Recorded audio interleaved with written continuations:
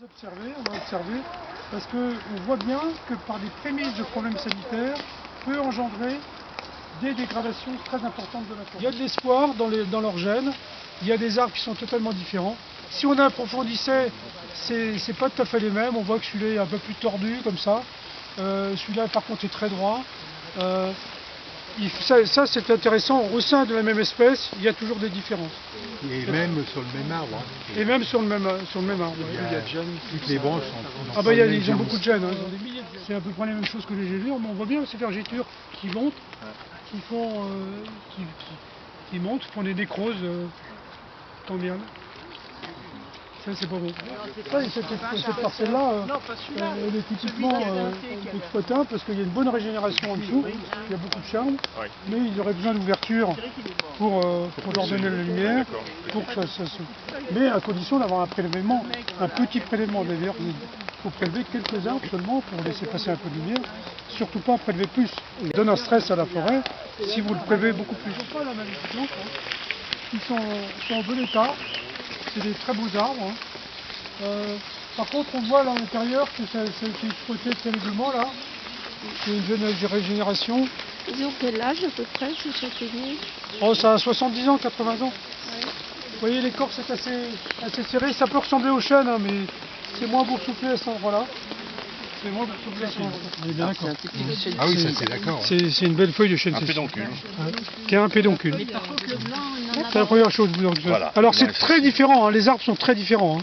Le chêne Cécile, ah oui, c'est quand même beaucoup plus résistant au dérèglement climatique. Il a des gènes, L'autre, c'est vrai qu'il a besoin d'eau. Ouais. Le pédonculé, il a besoin d'eau beaucoup plus. Et la différence avec le pédonculé, c'est le... Ça c'est un Cécile. Ouais. Le pédonculé c'est très court. Très court, d'accord. Il y aurait ça, voilà. La feuille est à peu près la même. Hein. Je vois pas l'intérêt, bon, parce que c'est une zone humide, ils ont rajouté une mare effectivement, mais elle est encore très boueuse. Ça serait resté de toute façon une zone humide. Bon, encore une chance, ils n'ont pas bâché la mare. Ça aurait été catastrophique. Bon, on voit tout le reste qui est autour a disparu. Hein. Bon, voilà. Donc c'est une zone qui risque de devenir une zone qui est fragilisée complètement et en impasse, quoi, voilà, qui ne va rien se pousser. Vous allez planter des chênes là-dedans, ça m'étonnerait que ça pousse. On voit bien, hein, ce qui repousse à côté, c'est les sorbiers, les saules-marceaux, les espèces pionnières, les bouleaux. Pardon ? Il y a des zones aussi. L'évitation, c'est la faculté d'un arbre à faire circuler la sève dans l'écorce vers le haut, et ben elle s'arrête. Et cette cavitation, au lieu que c'est de l'air qui remplace l'eau, la sève. Donc là, l'arbre, top, il a une embolie. Et une embolie qui dure 15 jours, c'est foutu pour un arbre. Il s'en remet pas. Ou seulement pour le haut de l'arbre? Ah bah pour l'arbre, parce que tout le reste se met à sécher. Alors là, quand on peut parler de savanisation de la forêt, voilà le résultat. Hein. Regardez, là c'est un peu le chaos.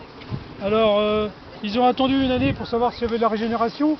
Il n'y a même pas de semencier de chêne, il en reste un là-bas. Et comment voulez-vous que ce semencier aille jusque-là? Là, il y en a un ici. Donc, il n'y a plus de chêne. Donc, il reste du boulot, espèce pionnière, hein, qui lui va se plaire ici parce que c'est une zone un peu humide. Il peut se plaire.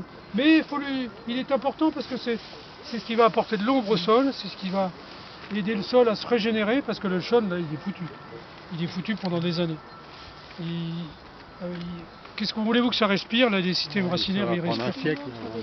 Ça va prendre un siècle. Là, ils ont planté des jeunes saules, là. C'est l'aule glutineux, je pense. Bon, parce que c'est humide. Bon, il a ses chances, c'est un bon bois, et puis ça résiste très bien au dérèglement climatique. Vous voyez le roupier, il est mort, ça va régresser, ça va fragiliser le tronc très rapidement, on peut s'avancer. Parce que le tronc est au soleil aussi, non? Parce que ouais, le tronc va être au soleil, et puis au niveau respiration du sol, il ne va pas trouver l'air qu'il faut, parce qu'il y a beaucoup d'oxygène aussi dans le sol, donc ils vont très vite dépérir. Donc ils vont les couper après, donc ça va abîmer aussi tout le reste pour les abattre. Il y a une liste de plantes qu'on risque de voir dans nos forêts qui qui va vous surprendre.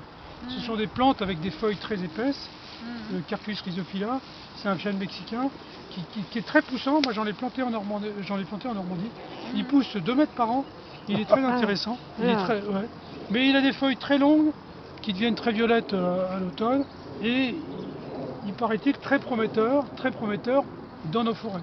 Alors maintenant, c'est sur l'acceptabilité des espèces exotiques ou non, on n'en est pas là, mais moi je trouve que nos forêts sont petites et qu'on peut faire des expériences ailleurs. oui, on fait des expériences déjà dans des arboretums, mais c'est fait. Je pense que les expériences commencent à bien avancer dans les arboretums, même l'ONF fait des expériences. Vous voyez, déjà vous voyez l'ambiance, c'est quand même super. Bon, c'est à nos risques et Là, c'est périls, la hein. RBI. Mais c'est à vos risques et périls. On est au bord. Effectivement, c'est ce que dit l'ONF. Mais on ne prend pas plus de risques, à mon avis, que quand on marche tout à l'heure. C'est-à-dire que quand vous bougez les troncs, essayez de ne pas les toucher parce que